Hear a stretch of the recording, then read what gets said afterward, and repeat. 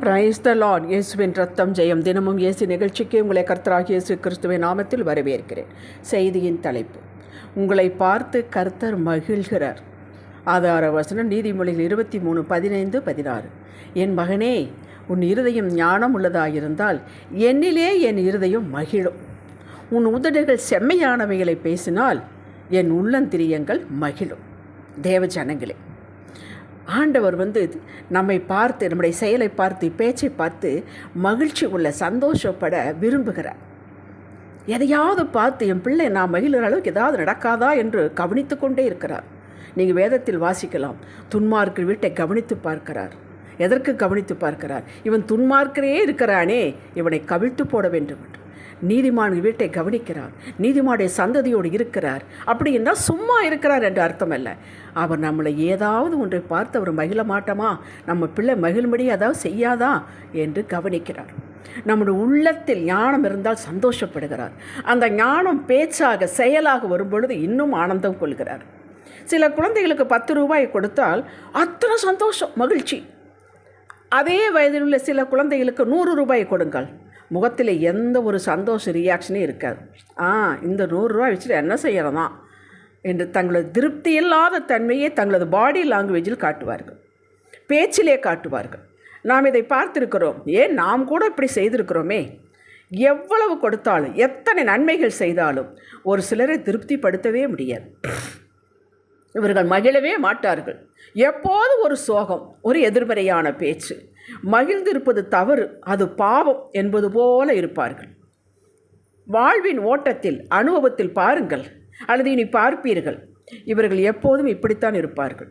இவர்கள் வாழ்வில் பெரிய முன்னேற்றம், குதூகலம், சந்தோஷம், சமாதானம் இருக்காது, வராது. இப்படிப்பட்டவர்கள் வேதம் இவர்கள் சாபத்தை விரும்புகிறவர்கள் என்றும், ஆகவே அது வரும். ஆசீர்வாதங்களை விரும்பாதவர்கள், ஆசீர்வாதம் இவர்களை விட்டு தூர போய்விடும் என்கிறது. நான் சொல்லவில்லை, வேதம் சொல்லுகிறது. சங்கீதம் 109:17. எதை விரும்புகிறீர்களோ, எதை எதிர்பார்க்கிறீர்களோ, எதை உங்கள் சிந்தனையில் அணைத்துக் கொள்கிறீர்களோ அதுதான் வாழ்வில் வரும். அப்படித்தான் நீங்கள் இருப்பீர்கள். நீதிமொழி 23:7 இதைத்தான் சொல்லுகிறது.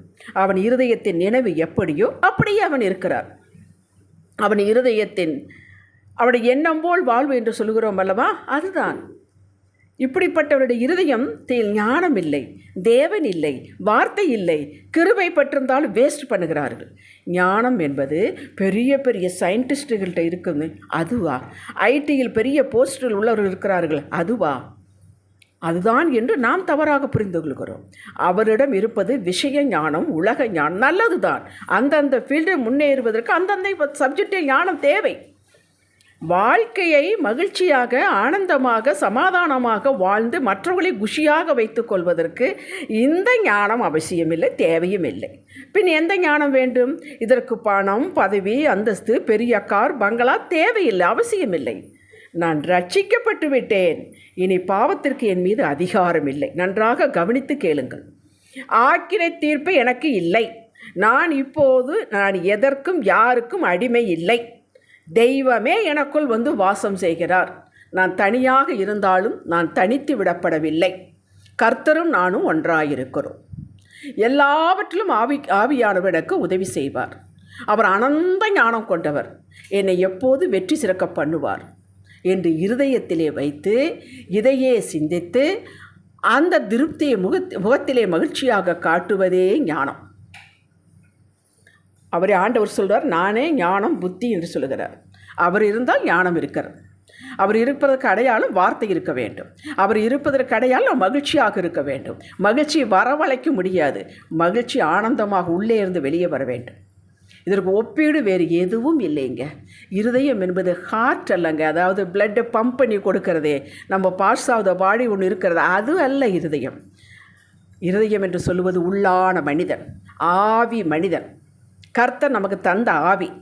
நாம் வெளித்தோற்றல் கண்ணாடியில் பார்க்கிறோமே, இது மாமிச மனிதன். உள்ளுக்குள்ளே நமக்கு ஒரு மனிதன் இருக்கிறார், அந்த ஆவி மனிதன்.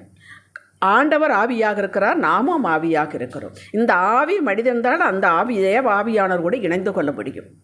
இதைத்தான் இருதயம் என்று வேதம் சொல்லுகிறது.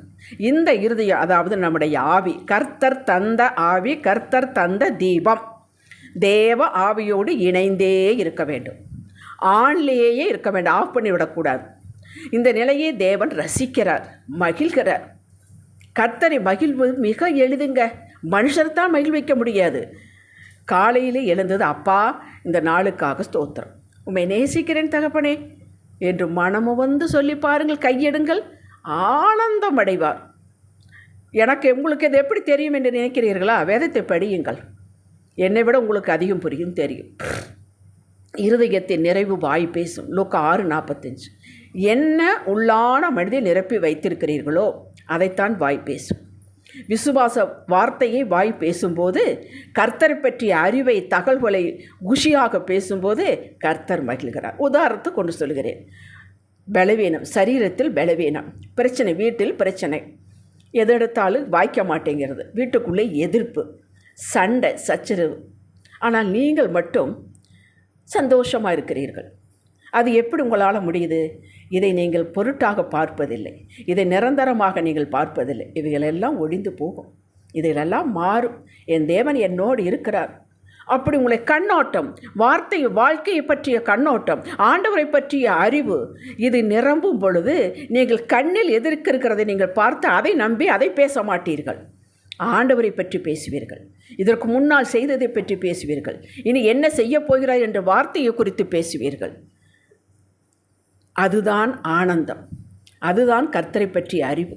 அப்பொழுது உங்களை பார்த்து மகிழ்கிறார். மகிழ்ந்து சந்தோஷப்பட்டுட்டு போயிட மாட்டார். இந்த மகிழ்ச்சியை நிலைப்பதற்காக, உங்களை உயர்த்துவதற்காக அவர் எல்லா காரியங்களையும் செய்வார். இதைத்தான் ஆபகுக்கு தீர்க்கதரிசி சொன்னார். ஆபகுக்கு 3:17, 17, 18, 19 வசனங்கள் தயவுசெய்து எடுத்து படியுங்கள். எதுவுமே இல்லாமற் போனாலும், அவன் சொல்லுகிறான், ஆபகுக்காரன் சொல்லுகிறான், மாடு இல்லாமல் போனாலும் சரி, ஆடு இல்லாமல் போனாலும் சரி, ஒளிய மரத்தில் பழம் இல்லாமல் போனாலும் சரி, திராட்சை செடி பழம் கொடுக்காமல் போனாலும் சரி, வயல் விளையாமல் போனாலும் சரி, தொழுவத்தில் மாடு இல்லாமல் போனாலும் சரி, நான் மகிழ்ச்சியாக இருப்பேன், என் ரட்சிப்பின் தேவனுக்குள் களி கூறுவேன். பார்த்தீங்களா, ஒன்றுமே இல்லைங்க, ஆனால் நான் சந்தோஷமாக இருப்பேன். சந்தோஷமாக இருப்பதற்கு ஒரு காரணம் உண்டு. அவர் நம்மோடு இருக்கிறார். எதுவும் வேண்டாம், வானத்திலிருந்து பணம் தருவார். வானத்திலிருந்து ஆகாரம் கொடுக்கவில்லையா 40 வருஷம்? யோசித்து பாருங்கள். அப்படி நம்ம கொடுக்க மாட்டாரா? அதை நினைத்து சந்தோஷப்படுங்கள். எதுவுமே இல்லாவிட்டாலும் நீங்களும் கர்த்தரும் இருக்கிறீர்கள், நீங்களும் கர்த்தரும் இணைந்திருக்கிறீர்கள். அவர் உங்களை விட்டு விலகுவதே இல்லை, நீங்கள் அவரை விட்டு விலக வேண்டாம். இந்த மகிழ்ச்சி போதும், சகலத்தை இழுத்து கொண்டு வரும். அதான் நெகேமியா 8:10 வாசித்து பாருங்கள். கர்த்தருக்குள் மகிழ்ச்சியாக இருப்பதே உங்கள் பலன். நம்முடைய ஸ்ட்ரென்த் என்ன? நம்முடைய சாப்பிட்ற சாப்பாடு இல்லைங்க, நமக்கு பேங்க் பேலன்ஸ் இல்லைங்க, நமக்கு இருக்கிற சொத்து பத்து பலன் இல்லைங்க. கர்த்தருக்குள் மகிழ்ச்சியாக இருப்பதே பலன். ஒரு பெரிய பணக்காரன் வந்த ஐஸ்வர்யவான், நீங்கள் படித்திருப்பீர்கள். நான் நித்திய ஜீவன் அடைவதற்கு என்ன வழி? ஆண்டவர் எல்லாம் சொன்னார், இதெல்லாம் ஃபாலோ பண்ண. ஆனால் எல்லாம் சின்ன பையன்றது இதை தான் ஃபாலோ பண்ணிட்டு வரேன். சரி, உங்கள்கிட்ட இன்னும் ஒரு குறை இருக்குது, எல்லாத்தையும் விற்று கொடுத்துட்டு என்னை பின்பற்றி வானார். அவன் துக்க முகத்தோடு போனான். அவனுடைய பலன் என்ன? அந்த பணத்தின் மீது இருந்தது, அந்த செல்வத்தின் மீது இருந்தது. ஆனால் அவனுக்கு வந்த ரிசல்ட் என்ன? துக்க முகம். அப்படி நமக்கு இருக்கக்கூடாது.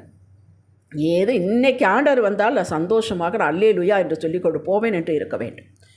ஏதோ பொருள் மீது அட்டாச்மெண்ட் இருக்கக்கூடாது. ரிசோர்ஸ் நம்மை விட்டு விலகுவதே இல்லை, அவர்தான் கைவிடுவதும் இல்லை.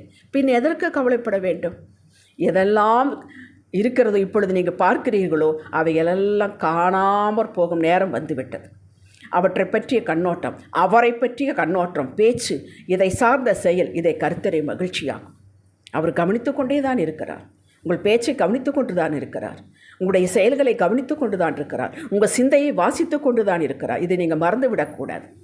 அவர் மகிழ்ந்தால் உங்கள் மீது எத்தனை சாபங்கள் இருந்தாலும் அவற்றை ஆசீர்வாதமாக மாற்றுவார். யோபு மேல் கர்த்தர் பிரியம் கொண்டார், மகிழ்ந்தார். எதை வைத்து? அவனுடைய ஸ்டேட்மெண்ட், எனக்கு குறித்திருக்கிற ஆண்டு நிறைவேற்றுவார். நானும் மரித்தாலும் உயிரோடு எழும்பி அவரை பார்ப்பேன், யானே பார்ப்பேன் என்று சொன்னான். படியுங்கள், யோபு புஸ்தகத்தை எடுத்து பாருங்கள். என்னமா அது கஷ்டம், அப்படியா நம்மளுக்கு கஷ்டம் வந்தது? அதன் மத்தியில் அவனுடைய ஸ்டேட்மெண்ட்டை பாருங்கள். அன்றே அவனை ஆசீர்வதித்தார் அல்லவா, ரெட்டத்தனை ஆசீர்வதித்தார். அவர் மகிழ்ச்சி எப்படி நம்ம மேலே இறங்குங்க? நம்மளை சுகப்படுத்தி, ஆரோக்கியப்படுத்தி, செல்வத்தை கொடுத்து, பிள்ளைகளை சரிப்படுத்தி, திருந்தாத புருஷனை திருகத வைத்து, பாதியில் நிற்கிற வீட்டை கட்ட வைத்து எதெல்லாம் நம்மளை குஷிப்படுத்தும் அதெல்லாம் செய்து நம்மளை மகிழ்விப்பார். அவருடைய மகிழ்ச்சி உங்கள் மேல் இறங்கும். ஹல்லேலூயா. என் தாசனாகிய உடனே என்ன சொன்னார் ஆண்டவர்? யோபுவை பார்த்து சொன்னார், உன்னோட ஃப்ரெண்ட்ஸுக்கெல்லாம் கொஞ்சம் ஜெபம் பண்ணுப்பா அப்படின்னார். நானே கொட்டாங்குச்சி வச்சு சொரிஞ்சிக்கிட்டு இருக்கிறேன், இவனுங்களோ என்னை வறுத்தெடுத்தானுங்க அப்படின்னு நினச்சானா உடனே ஜெபம் பண்ணினான். ஆண்டவர் அதுக்கப்புறம் தான் ஆசீர்வாதம். என் தாசனாகிய யோபு பேசினது போல் நீங்கள் என்னை குறித்து நிதானமாய் பேசவில்லை என்று அவங்களை பார்த்து சொன்னார். அப்போ நிதானமாய் பேசுவது என்ன? உண்மை என்னவோ, ஒழுக்கம் என்னவோ, சத்தியம் என்னவோ அதை பேசுவதுதான் நிதானமாய் பேசுவது. உங்கள் சிந்தையை வாசிக்கிறார், உங்கள் வாயின் அறிக்கையை கவனிக்கிறார், நீங்கள் அவருக்கு பயந்து தீமையை விட்டு விலகுவதை கவனிக்கிறார். 4 பேர் சேர்ந்து ஒருத்தரை பேசி கொண்டிருக்கும் பொழுது நீங்கள் அமைதியாக விலகி விடுகிறீர்கள், அதை கவனிக்கிறார். சுறுசுறுப்பாக வேலை செய்வதை கவனிக்கிறார். வீட்டை சுத்தமாக வைத்திருக்கிறதை கவனிக்கிறேன், இதெல்லாம் கவனிக்கிறார். நிச்சயமாக கவனிப்பார். அவர் ஒழுங்கை விரும்புகிற தேவன். உங்களுக்கு சின்ன பலன் இருந்தும் சிறிது பலன் இருந்தும் அவரை மறுதலிக்காமல் அவரை தேடுவது கருத்தாய் இருப்பதை கவனிக்கிறார். சோம்பேறித்தனம் இல்லாத உழைப்பை கவனிக்கிறார். சும்மா அதெல்லாம் பார்த்து ரிப்போர்ட் கொடுக்கறதுக்காக அவர் கவனிக்கிறதில்லை. உங்களை உயர்த்தி உங்களது வாயின் வார்த்தையின்படி ஆசீர்வதித்து அவரும் மகிழத்தக்க உங்களை ஆசீர்வதிக்கிறார். உங்கள் பிள்ளைகளை நம்ம ஆசீர்வதிக்கிறோம்? நமக்கு சந்தோஷம் வரும் வரையில் ஆசீர்வதிக்கிறோம். அந்த போல ஆசீர்வதிப்பார். எப்பொழுதும் மகிழ்ச்சியாக வைத்திருக்க விரும்புகிறார். யோவான் 10:10 வாசியுங்கள். இதையெல்லாம் இப்பொழுது பார்க்குறதெல்லாம் டெம்பரவரி, அதெல்லாம் போய்விடும், இன்றே போய்விடும். இதற்குத்தான் வேதத்தில் சந்தோஷமாயிருங்கள், மீண்டும் சொல்கிறேன் சந்தோஷமாயிருங்கள் என்றார்.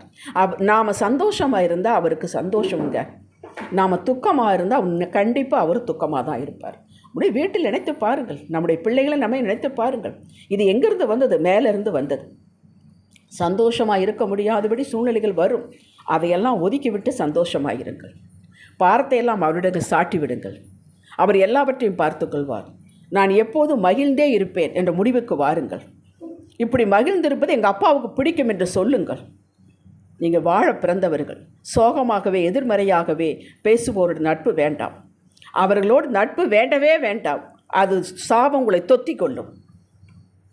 அவர்களுக்கு உலகத்தையே கொடுத்தால் தமிழ்நாட்டையே எழுதி வைத்தால் சந்தோஷமாக இருக்க மாட்டார்கள். ஜெபிக்கலாம். தகப்பனே, நீர் என்னோடு இருக்கிறேன். உமது பலத்தால் ஒரு மதிலை தாண்டுவேன். உமது பலத்தால் ஒரு சேனைக்குள் பாய்ந்து செல்வேன். என் பலன் அல்ல, உங்கள் பலன். என் பலனும் அல்ல, பராக்கிரமம் அல்ல, உம்முடைய ஆவியினாலே நான் எல்லாம் செய்ய முடிக்கும். என்னை பலப்படுத்துகிற கிறிஸ்துவினாலே எல்லாவற்றையும் செய்ய எனக்கு பலன் உண்டு. செய்யக்கூடாது என்று நீ சொல்வதை செய்யாமல் இருப்பதற்கும் எனக்கு பலன் உண்டு. நான் வாழவே பிறந்திருக்கிறேன், மகிழ்ச்சியாகவே வாழ பிறந்திருக்கிறேன். அதற்காகத்தான் நீர் மரித்தீர், அதற்காகத்தான் நீர் உயிர்த்தீர். அந்த கல்வாரி பாடுகள் எனக்காக, அது வீண் போகாது. எப்போதும் சமூகத்தில் மகிழ்ந்திருப்பேன். இது உங்களுக்கு பிடிக்கும். தகப்பனே, நீர் என்னை பார்க்கும்போது இவன் எனக்கு பிரியமானவன், இவளிலே நான் மகிழ்ந்திருக்கிறேன் என்று சொல்லுங்கப்பா. சொல்லுவீர்கள். இயேசுவின் நாமத்தில் பிதாவே, ஆமேன். ஹல்லேலூயா.